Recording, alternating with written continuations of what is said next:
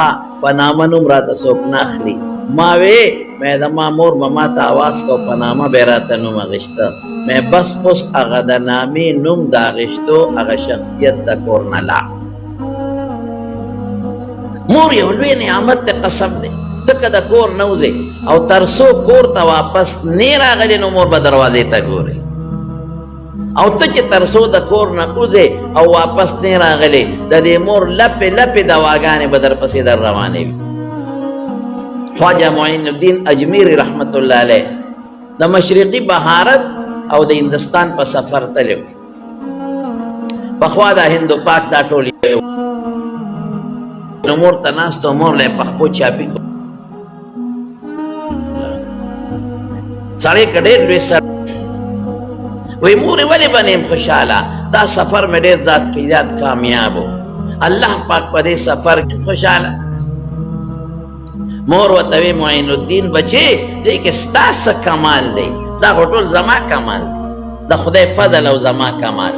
نو دې هوښیار ورته وخندل، وی مورې نن به مې په دې پوهې چې دا ستا څه کمال دی. سفر یې ما وکړې، شوګیرې ما تېرې کړې، منډې ترړې ما ووالې، په کوڅو کې زه وګرځېدم، شاګردانو ما ته خپل خلک راغونډ کړل، تقریرونه ما وکړل، مریضه ما وچشوه، د کور نه بار زو تندې نارې ما تېرې کړې، سفر یې ما وکړې، ته خو کور دلته ناست دی او ته وایې دا زما کمال دی.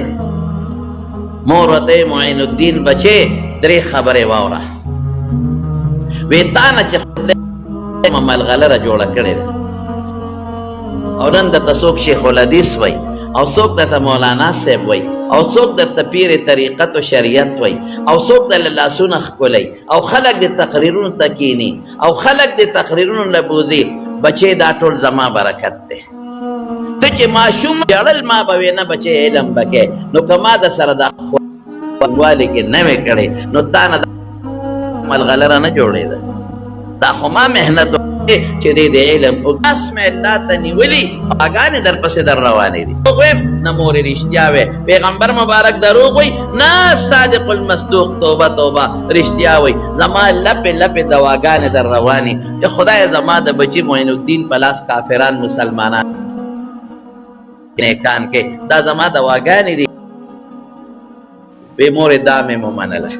وی ښه بچې درېیمه ومنه، درېیمه هم واوره. وی ته چې کله ماشوم وې او زما په غېږ کې و ما به پی درکول، نو داسې وخت کې تاله ما پی نه دي درکړی چې زما به اودس نو، ما به له اول اودس وکړو نو ته به مې راغلې.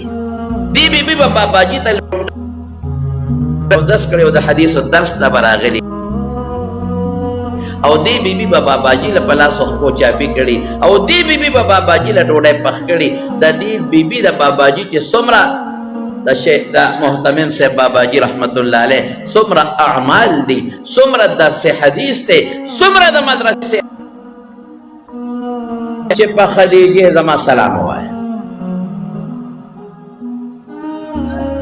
دا ولې خدمت د رسول الله مبارک یې کړی دی. عائشی بی بی رسول اللہ مبارک خدمت کرے دے، حضرت آسیہ دا موسیٰ علیہ السلام خدمت کرے دے، حضرت مریم دا عیسیٰ علیہ السلام خدمت کرے دے. دا خلق محبت دا جمعی دروازِ مرد دا جمعی دروازِ دفن دا لیو خدمت کرے دے.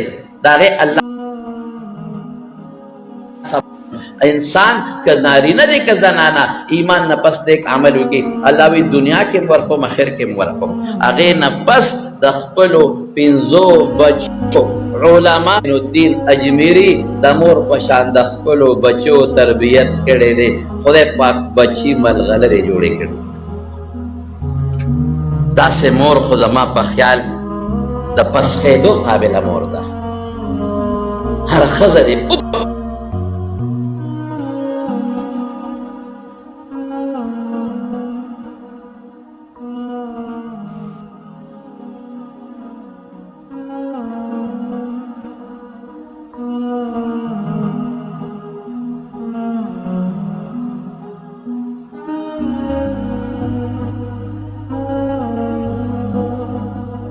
یو خبر او داغې نه بعد بیا شیخ الحدیث والقرآن حضرت مولانا محمد قاسم سے براغواړم.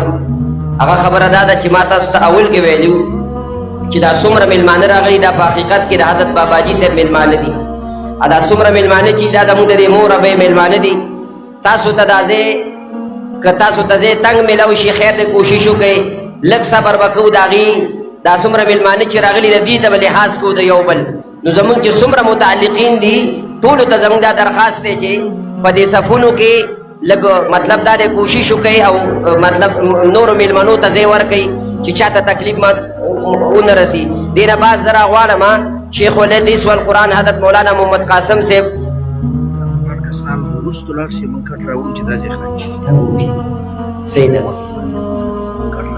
صحیح ده